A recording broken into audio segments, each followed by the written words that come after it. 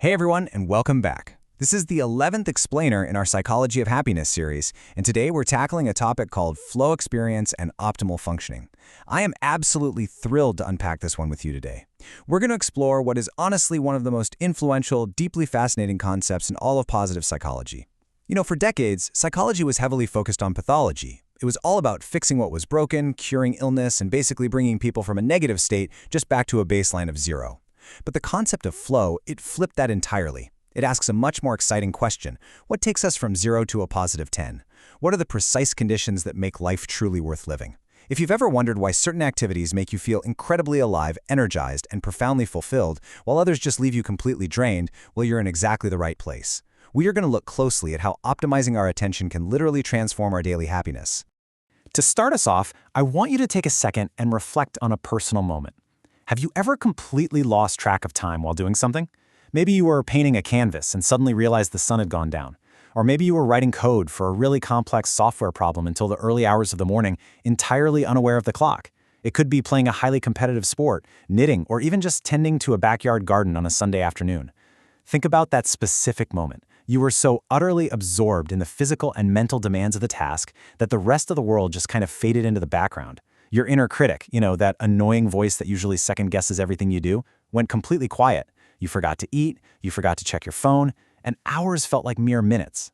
That magical, highly focused, incredibly immersive zone you were in, that is exactly what psychologists call the flow experience. Okay, let's dive into this. Here is our roadmap for today's explainer. 1. The state of flow. 2. The challenge-skill balance. 3. Flow across daily life. 4. Overcoming modern barriers. 5. Cultivating flow. And 6. The true value of flow. Section 1. The state of flow. So the concept of flow was actually introduced by the pioneering psychologist Mihaly Csikszentmihalyi. Through his extensive studies of artists, athletes, musicians, and chess players, he noticed this really common thread in how they described their most rewarding moments.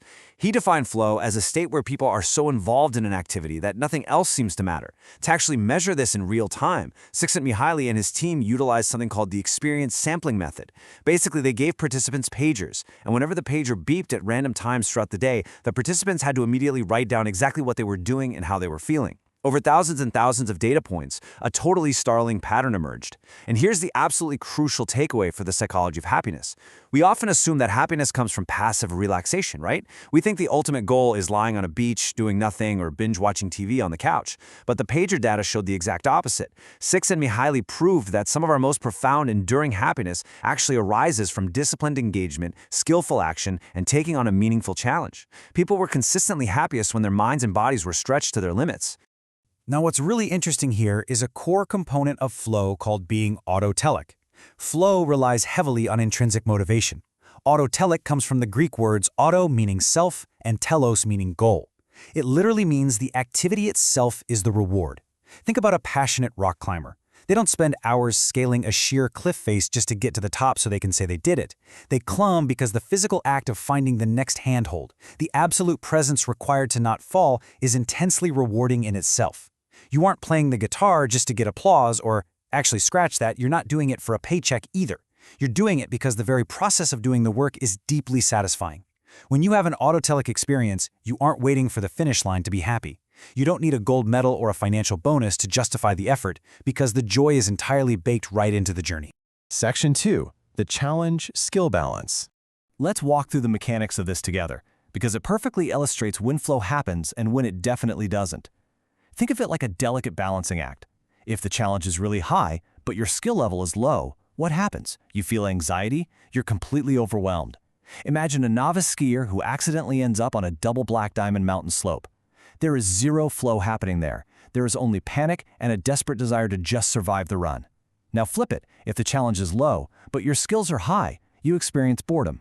The task is just way too easy for you.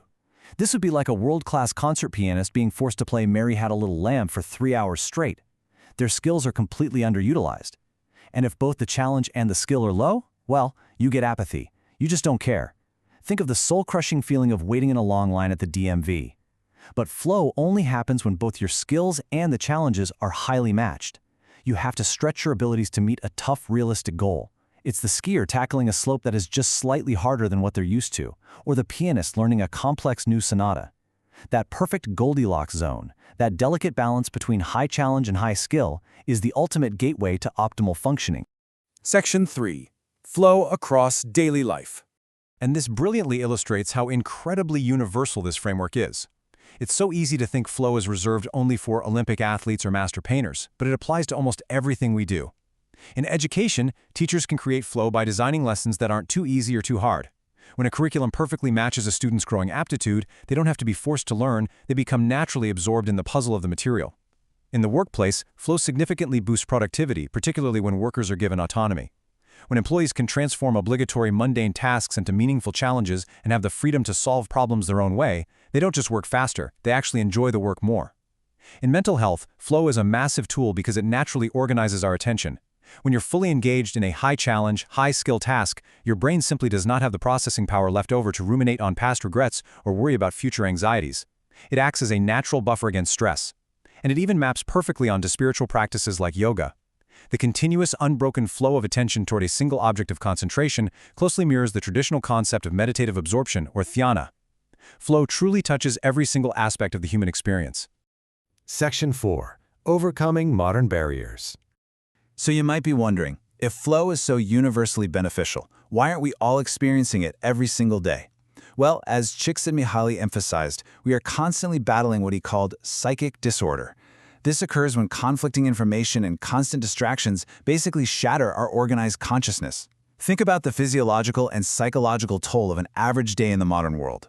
Your attention is violently pulled in 100 different directions by smartphone notifications buzzing in your pocket, the constant pressure of multitasking across 3 different screens, social media algorithms designed specifically to hijack your focus, and overlapping daily worries. These modern digital distractions aren't just minor annoyances. They are fundamentally destroying the unified attention required for optimal functioning. When you are constantly context switching, answering an email, checking a text, trying to write a report, your brain never has the opportunity to settle into the deep, uninterrupted focus that the challenge skill balance demands. You simply cannot achieve a state of flow when your consciousness is fractured into a dozen different pieces. Let's move to Section 5, Cultivating the Flow Experience, and see how this builds into an actionable roadmap. All right, here are the 6 chronological, highly actionable steps you can take to intentionally engineer flow states in your own daily routines today. First, select an activity that is actually meaningful and personally engaging to you. You can't easily force flow in a task you fundamentally despise. Second, set clear, realistic goals. Your brain needs to know exactly what it's aiming for so it can lock in its focus without any ambiguity.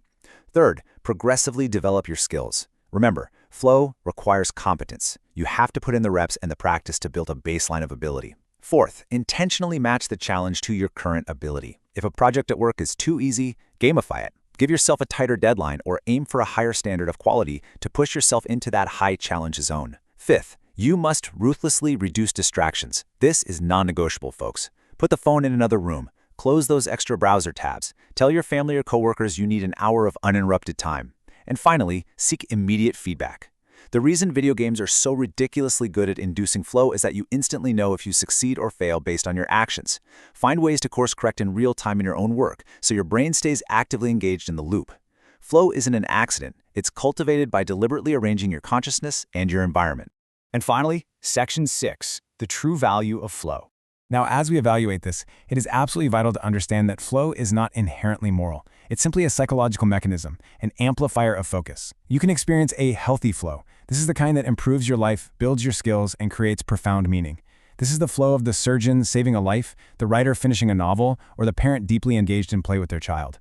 But there is also escapist flow, and this is a very real, very dangerous psychological trap. A gambler sitting at a slot machine for 10 hours straight, completely oblivious to the passage of time, is technically experiencing flow. Someone addicted to a video game, using it to completely avoid their real-world responsibilities, interpersonal problems, is also experiencing flow. In these escapist scenarios, that high-challenge, high-skill balance is being hijacked to numb out reality rather than enhance it. This means that while flow is an incredibly powerful tool for human flourishing, it doesn't guarantee a good life all on its own. It is completely up to us to consciously direct our capacity for flow towards ethical, constructive, and meaningful purposes. Ultimately, flow is a powerful bridge to flourishing, but it absolutely requires an ethical compass. It challenges us to stop seeking happiness in passive comfort and mindless consumption, and instead find it in deep, meaningful engagement with the world around us. Flow asks us to show up fully for our own lives. So my final provocative question for you today is this: where will you direct your attention next? Thank you so much for joining me for this deep dive. If you found this explainer valuable, please hit that like button, drop a comment below, share this with someone who needs it, and subscribe to the channel to support this series and keep learning with us. See you next time.